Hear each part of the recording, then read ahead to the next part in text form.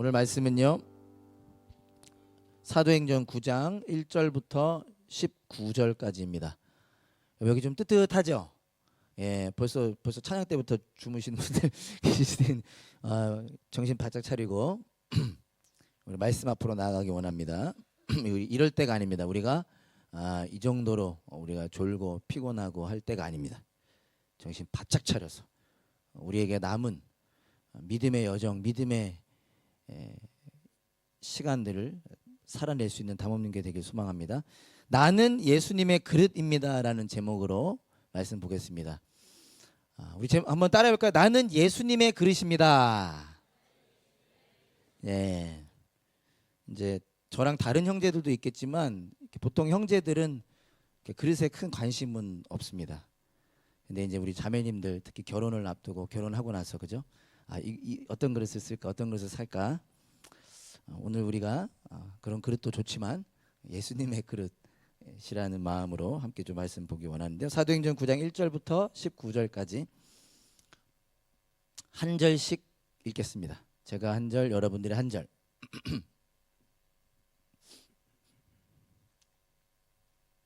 새번역 버전 앞에 PPT로 준비되어 있죠. 제가 먼저 읽겠습니다. 사울은 여전히 주님의 제자들을 위협하면서 살기를 띠고 있었다. 그는 대제사장에게 가서 다마스쿠스에 있는 여러 회당으로 보내는 편지를 써달라고 하였다. 그는 그 도를 믿는 사람은 남자나 여자나 가리지 않고 닥치는 대로 묶어서 예루살렘으로 끌고 오려는 것이었다. 사울이 길을 가다 다마스쿠스 가까이에 이르렀을 때에 갑자기 하늘에서 환한 빛이 그를 둘러 비추었다. 그는 땅에 엎어졌다. 그리고 그는 사울아 사울아 내가 왜 나를 핍박하느냐 하는 음성을 들었다. 그래서 그가 주님 누구십니까 하고 물으니 나는 내가 핍박하는 예수다. 일어나서 성 안으로 들어가거라. 내가 해야 할 일을 일러줄 사람이 있을 것이다 하는 음성이 들려왔다. 그와 동행하는 사람들은 소리는 들었으나 아무도 보이지는 않으므로 말을 못하고 멍하게 서 있었다. 사울은 땅에서 일어나서 눈을 떴으나 아무것도 볼 수가 없었다. 그래서 사람들이 그의 손을 끌고 다마스쿠스로 데리고 갔다. 그는 사흘 동안 앞을 보지 못하는 상태에서 먹지도 않고 마시지도 않았다. 그런데 다마스쿠스에는 아나니아라는 제자가 있었다. 주님께서 환상 가운데서 아나니아야 하고 부르시니 아나니아가 주님 여기 있습니다 하고 대답하였다. 주님께서 아나니아에게 말씀하셨다. 일어나서 고든길이라 부르는 거리로 가서 유다의 집에서 사울이라는 다섯 사람을 찾아라. 그는 지금 기도하고 있다. 그는 환상 속에 아나니아라는 사람이 들어와서 자기에게 손을 얹어 시력을 회복시켜 주는 것을 보았다. 아나니아가 대답하였다. 주님, 그가 예루살렘에서 주님의 성도들에게 얼마나 해를 끼쳤는지를 나는 많은 사람에게서 들었습니다. 그리고 그는 주님의 이름을 부르는 사람들을 잡아갈 권한을 대제사장들에게서 받아가지고 여기에 와 있습니다. 주님께서 그에게 말씀하셨다. 가거라. 그는 내 이름을 이방 사람들과 임금들과 이스라엘 자손들 앞에 가지고 갈 내가 택한 내 그릇이다. 그가 내 이름을 위하여 얼마나 많은 고난을 받아야 할지를 내가 그에게 보여주려고 한다. 그래서 아나니아가 떠나서 그 집에 들어가 사울에게 손을 얹고 형제 사울이여 그대가 오는 도중에 그대에게 나타나신 주 예수께서 나를 보내셨소. 그것은 그대가 시력을 회복하고 성령으로 충만하게 되도록 하시려는 것이요 하고 말하였다. 곧 사울의 눈에서 비늘 같은 것이 떨어져 나가고 그는 시력을 회복하였다. 그리고 그는 일어나서 세례를 받고 음식을 먹고 힘을 얻었다. 아멘. 네. 잘 아시는 내용이죠. 제가 늘 죄송한데 오늘 다 다루지 못합니다. 그 아나니아가 나오는 부분은 제가 못 다루거든요. 제가 지난주 이렇게 멀리 좀 이동하다가 어떤 목사님의 설교를 들었는데 이 아나니아를 가지고 설교하시더라고요. 제가 차에서 눈물 흘렸어요. 막 아멘 아멘 하면서. 혹시 듣기 원하는 분은 제게 개인톡 주시면 제가 알려드리도록 하겠습니다. 예, 또 들으라 그러면 또 안 들으니까 원하는 분들 단톡 저기 개인톡 주시면 제가 보내드릴게요. 그럼 그 부분은 그 설교를 통해서 이렇게 은혜 받으시면 되겠습니다.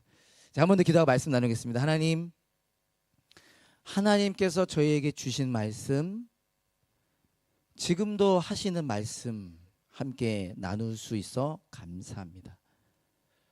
부족하지만 이 가운데 우리와 함께 하시며 일하시는 성령님께서 한 사람 한 사람 가운데 일하셔서 이 말씀을 깨닫고 이 말씀을 경험하고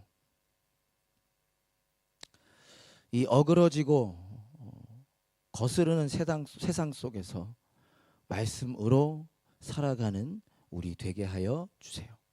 예수님 이름으로 기도합니다. 아멘. 오늘도 함께 고백해 봅시다. 더 깊이 복음 안으로, 더 멀리 세상 속으로. 각자의 삶에서 나의 사도행전을 쓰자. 네, 감사합니다. 제가 이렇게 세상 물정 모르잖아요. 세상의 흐름을 잘 모르고 가끔씩 리더들에게 물어보는데, 그럼에도 불구하고 오늘 말씀 준비하다 갑자기 생각난 표현이 있습니다. 예전 얼마나 오래됐는지 모르겠고요. 한국에서 이런 말들 많이 했었죠. 금수저다, 은수저다. 근데 막상 이게 생각은 났는데 어떤 의미인지 제가 기억이 안 나는 거예요. 그래서 이렇게 챗 GPT에 쳐봤더니 뭐 이런 식으로 나오더라고요. 이게 한국에서 쓰는 표현인데 어떤 가정 환경에서 자라났나, 그래서 좀 부잣집, 재력 있는 집 자녀로 경제적인 여유를 갖고 태어난 사람들을 가리켜 금수저라고 한다, 뭐 이렇게 표현돼 있더라. 맞나요? 네, 금수저, 은수저. 저 같은 경우는 그렇게 따진다면 뭐라고요? 진성지 뭐라고요? 보라색 옷 입은 진성지 뭐라고요? 흑수저. 아, 할렐루야. 이따 남으세요? 난 또 좋은 거 해줄 줄 알았네.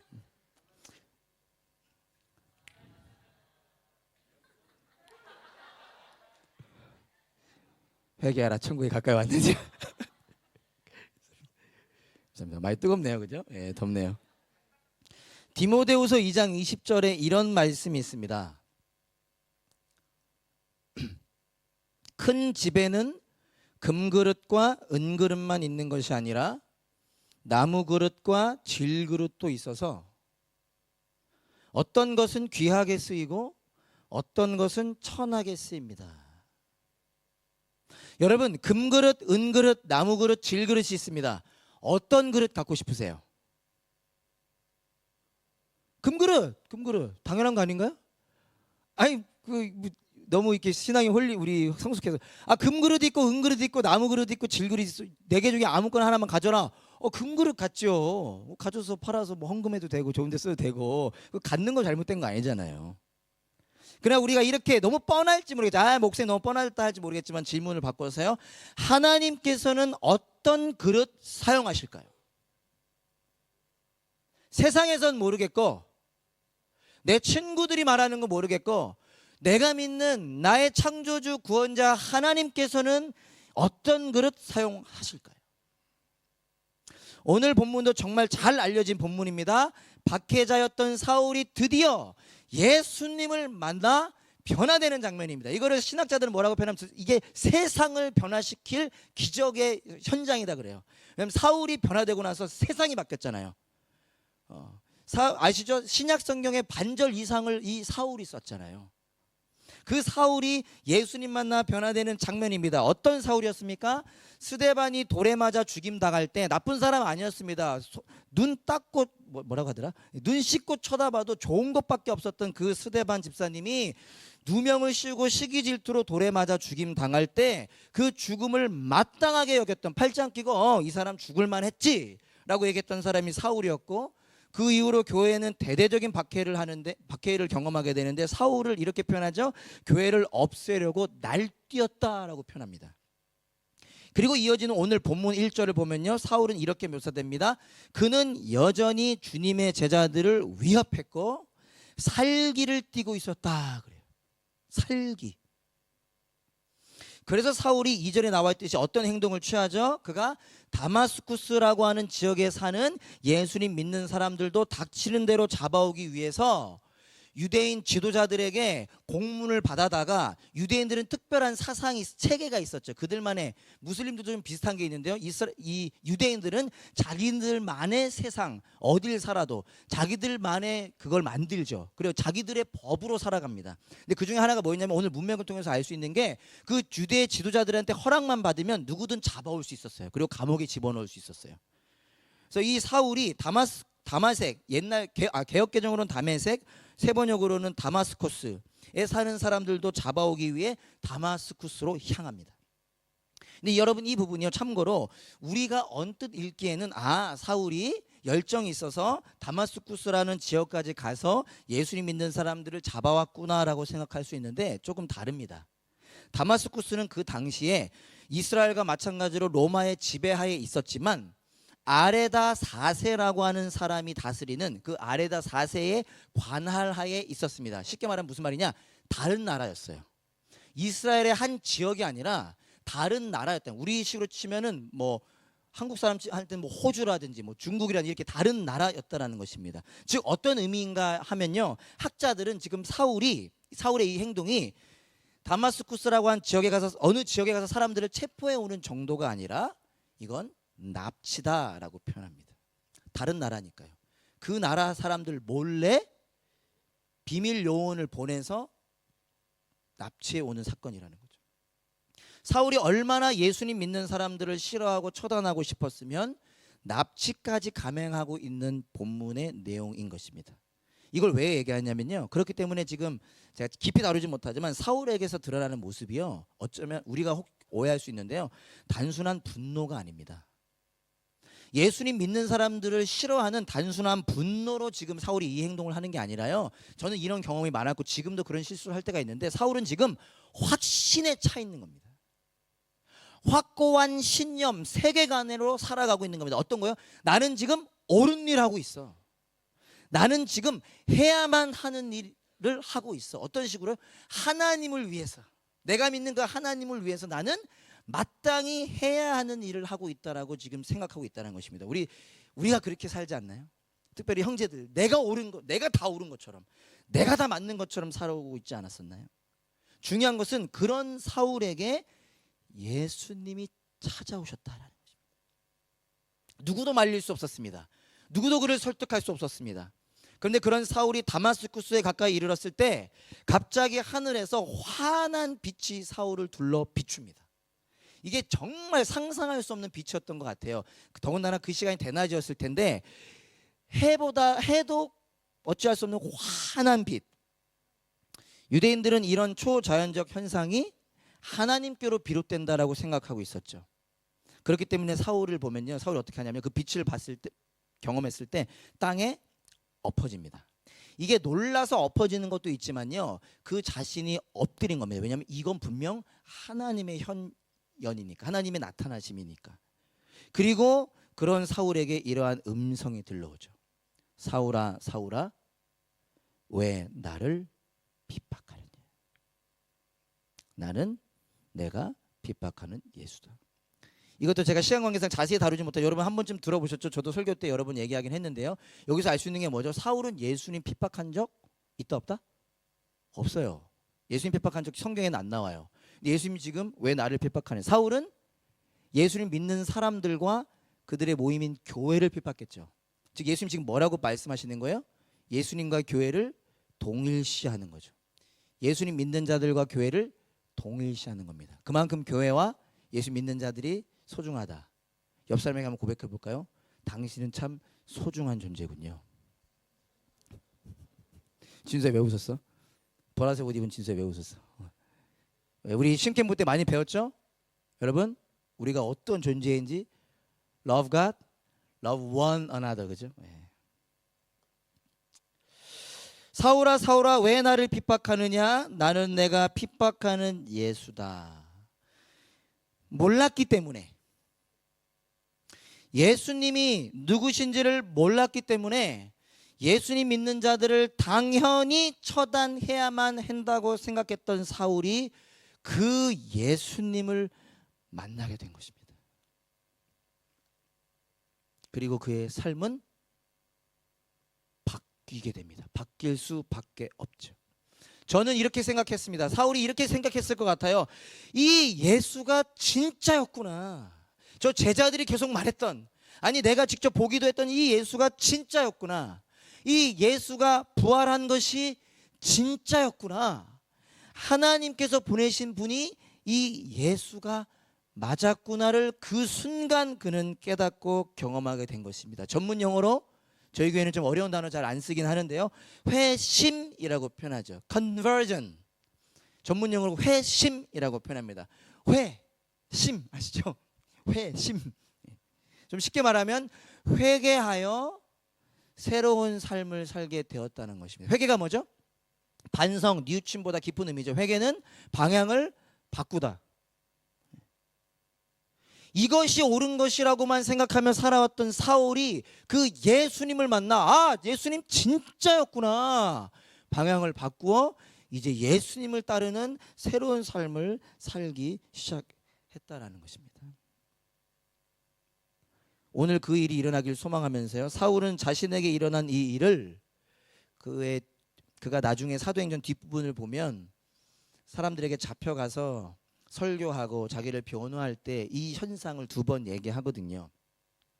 22장 16절에서는 바울이 자기에게 일어났던 일을 이렇게 표현합니다. 일어나 주님의 이름을 불러서 침례를 받고 당신의 죄 씻음을 받으시오. 이미 알 수도 있고 모르는 분들에겐 재미없는 얘기일 수도 있겠지만요, 예수님을 만났다라고 하는 것은 죄가 씻음 받았음을 의미합니다.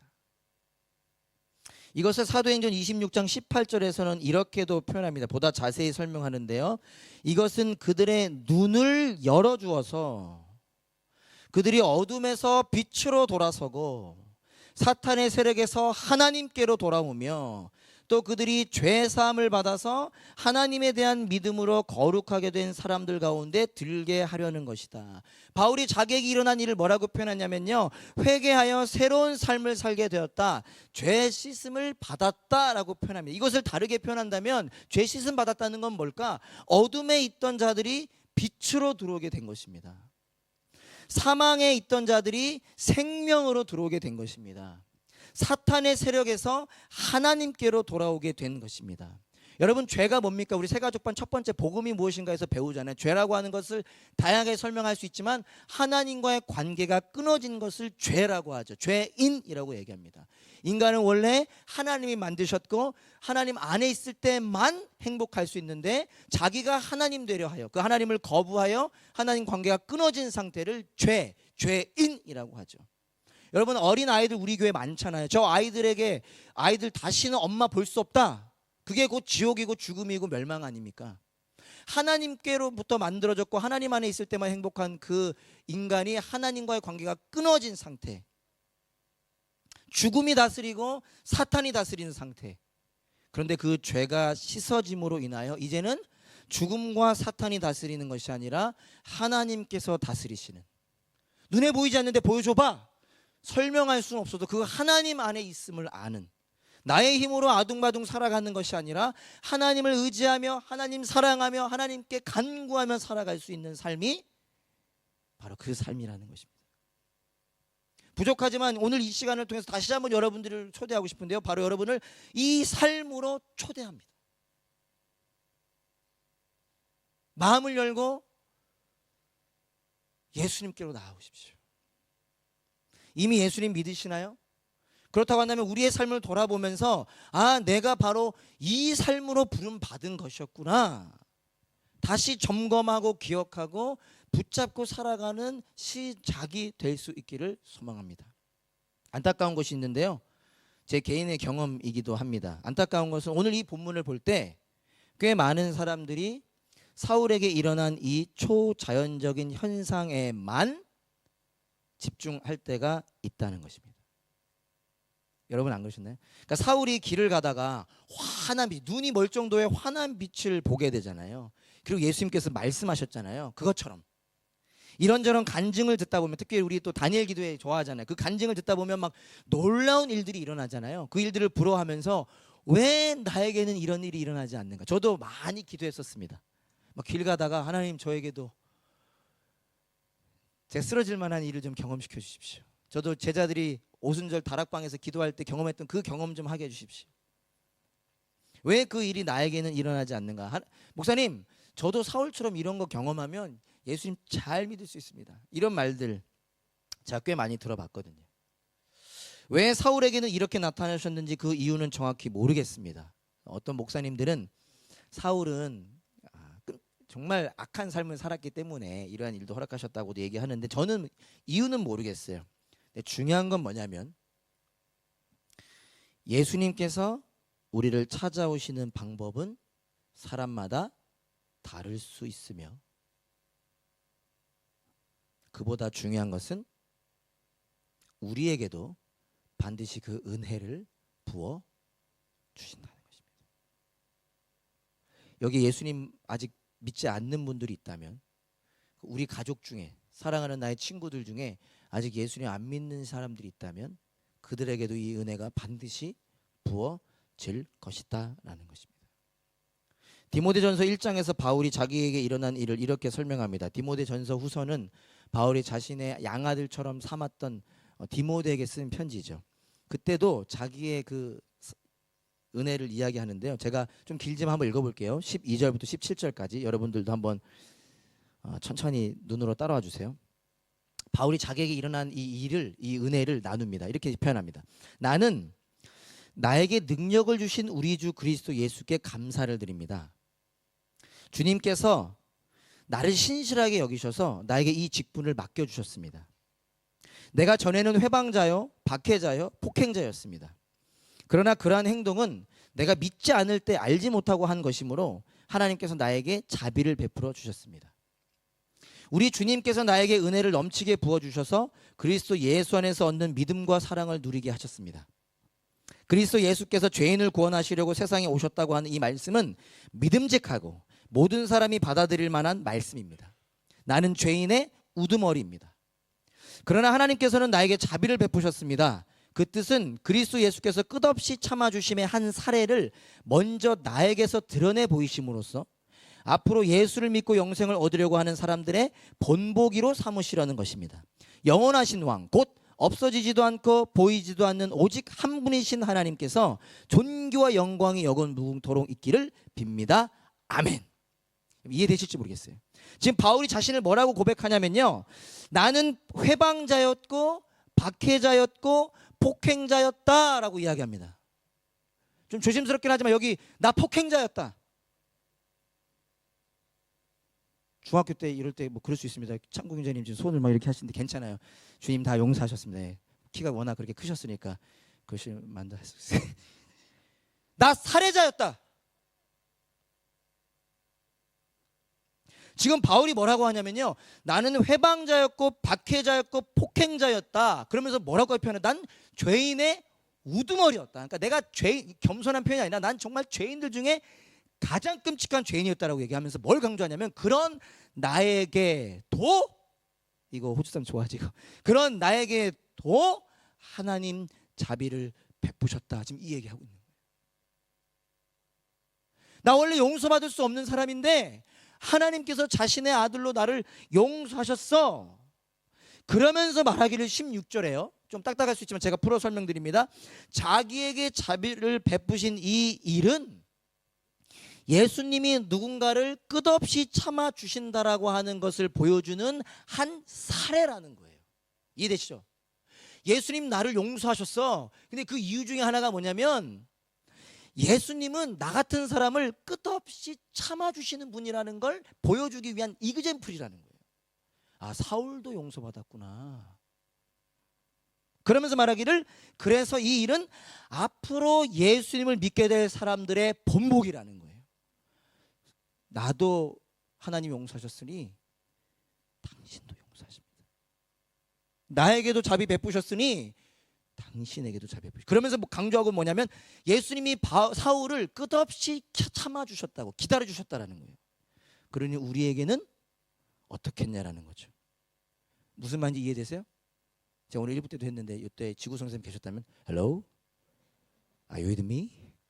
이렇게 하셨겠죠. 다시 말해 바울에게 일어난 이 일은 그 초자연적인 현상을 우리에게 보여주고 그걸 부러워하게 하기 위함이 아니라 바울 같은 사람도 예수님께서 찾아오셨는데 하물며 우리는 어떻게 했냐라는 거죠. 예수님께서 우리에게도 나에게도 찾아오신다.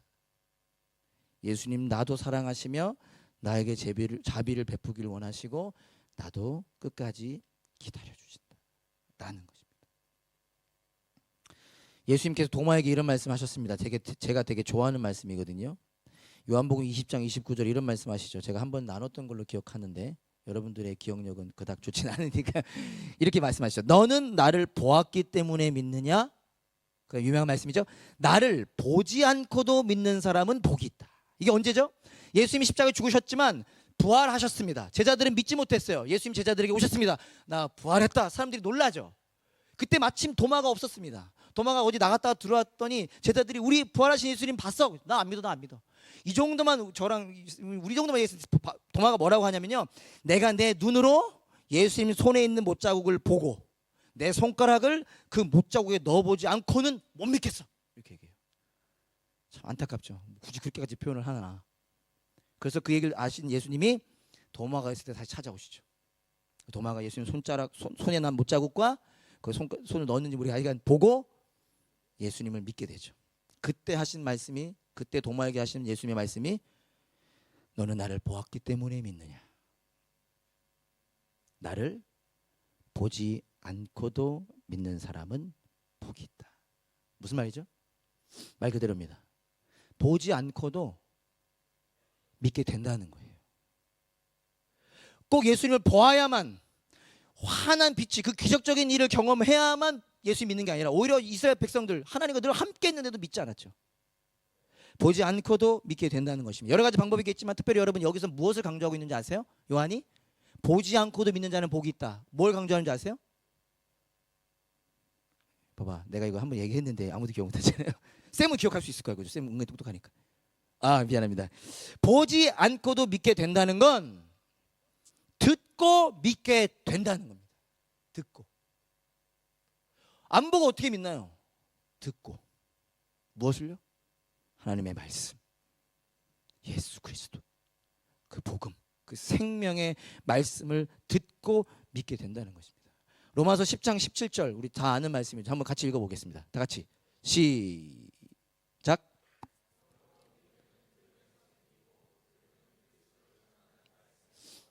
여기 있잖아요. 약속의 말씀이. 우리가 잘 아는데 잊어버리죠. 그러므로 믿음은 봐야 생기는 게 아니라 들음에서 생기고 들음은 그리스도를 전하는 말씀에서 비롯됩니다. 그래서 제발 부탁인데 저는 부족하지만 졸지 말라고 하는 거예요. 물론 졸아도 그 역사는 일어납니다. 들어가긴 들어가. 계속 졸아도 막 들어가. 좀 오래 걸려 대신에. 믿음은 들음에서, 들음은 그리스도의 말씀에서. 여러분, 하나님께서 우리에게 예수님이라는 말씀, 예수님에 대한 말씀 주셨습니다. 그 생명의 말씀. 그 말씀을 통해 복음을 통해 우리는 믿게 되는 것입니다. 복음에는 하나님의 의가 나타나서 믿음으로 믿음에 이르게 하나니, 하나님의 말씀은 모든 믿는 자에게 구원을 주는 능력이라고 말씀하시잖아요. 저는 이 말씀을 믿습니다. 그래서 오늘 우리 담없는 교회가 다 갖기 원하는 모습은 이미 우리가 너무 잘 알고 있지만 이 말씀에 다시 한번 마음을 열고 반응하기 원하는 것입니다. 갑자기 생각이 나서 여러분 너무 주무시고 제가 너무 소리 들려고. 제가 오늘 처음으로 이상한 일을 경험했어요. 이제 제가 아침에 저희 집에서 교회까지는 아침에 7분밖에 걸리지 않지만 저는 내비게이션을 틉니다. 네, 그냥 그래요. 네, 친구니. 그래서 틀면 이제 했는데 오늘 처음으로 제가 2년 운전하고 있는데 내비게이션을 딱 꽂았는데 그 핸드폰을 갑자기 한국 뉴스가 나오는 거예요. 이게 뭐지? 오늘 아침에 그 얘기 했더니 찬양팀 중에 한 명이 목사님 혹시 그 얘기를 들으라고, 저도 그 생각했거든요. 들었어. 2분 정도를, 7분 중에 2분을 제가 할애한 거죠. 왜냐면 보통 제가 설교 들으면서 오거든요. 2분 했는데 역시나 쓸데없는 뉴스더라고. 그래가지고 제가 이제 끄고 이렇게 왔는데, 여러분 우리가 이런저런 세상의 말들에 우리가 반응하고 주목하게 되죠. 그게 틀린 건 아닐 것입니다. 그러나 오늘 다시 한번 우리가 되새기기 원하는 것은 이 생명의 말씀에 마음을 열고 반응하기 원하는 것입니다.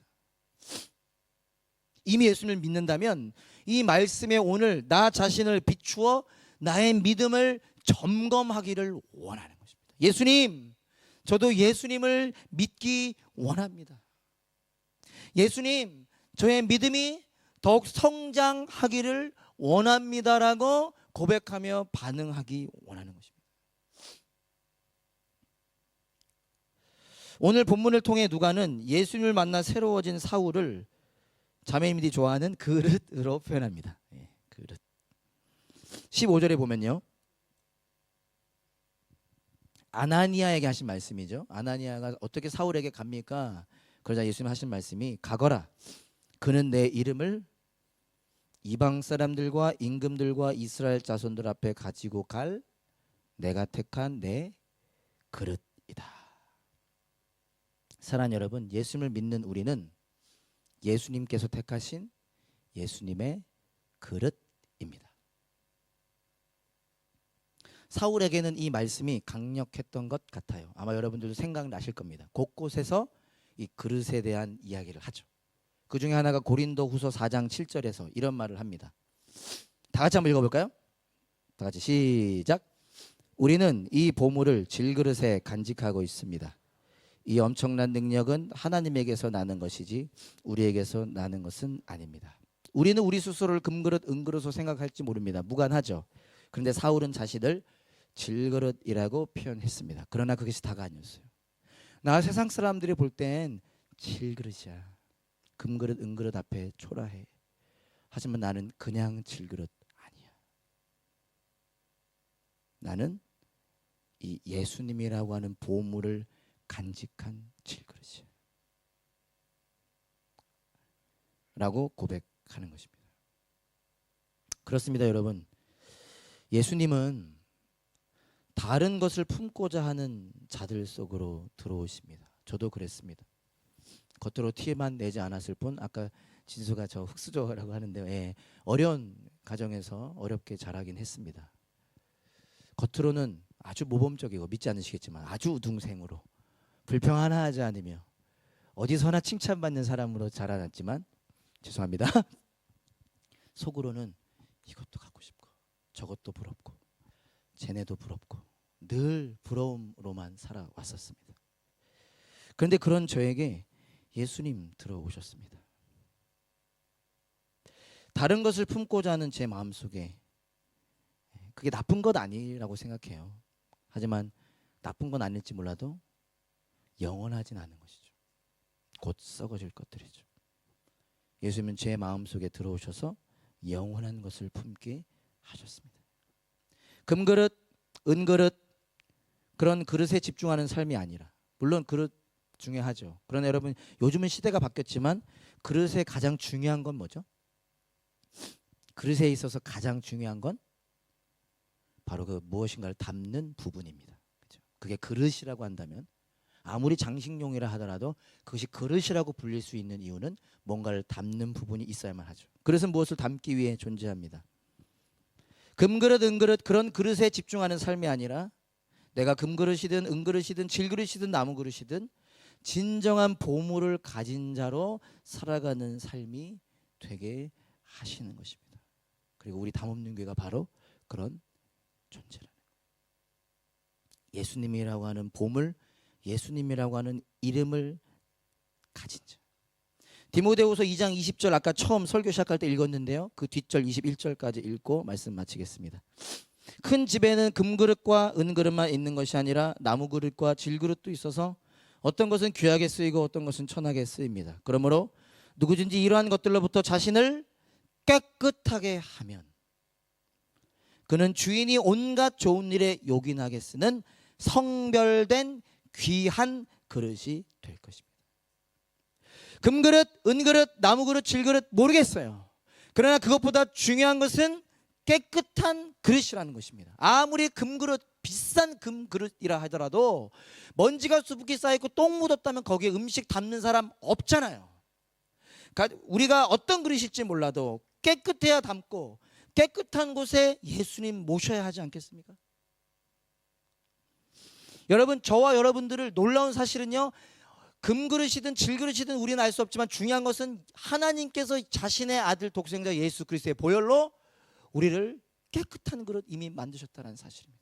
내가 금그릇이든 내가 아무도 봐주지 않는 질그릇이든 하나님이 이미 우리를 깨끗한 그릇 되게 하셨다라는 사실이에요. 이제 우리가 해야 될 것은 무엇이죠? 그 우리에게 허락된 은혜를 기억하면서 그 깨끗함을 유지하면서 깨끗한 그릇으로서 보물을 담는 삶을 살아가야 하지 않겠나 생각합니다. 조심스럽지만 말씀을 준비하면서 많은 분들이 생각났습니다. 그분 중에 사랑하는 형수 집사님, 이제는 하나님 나라에 계신 형수 집사님, 바로 그 깨끗한 그릇으로 살아가셨다고 저는 생각합니다. 우리 모두에게 도전이 되고 귀감이 됐죠? 그냥 잊어버리지 않기 원합니다. 도전만 받지 않기 원해요. 우리도 우리에게 이제 맡기고 남기신 그 삶을 이 깨끗한 그릇이란 정체성으로 살아갈 수 있기를 간절히 소망합니다. 하나님께서 여러분을 깨끗한 그릇 되게 하셨고 깨끗한 그릇 되게 하실 것입니다. 이제 그 예수님이라고 하는 분을 가진 자로, 예수님의 이름을 가진 자로 살아가는 저 여러분 될 수 있기를 간절히 소망합니다. 옆 사람에게 한번 고백해 볼까요? 당신은 예수님의 그릇입니다. 다 같이 일어나서 함께 찬양할까요? 네.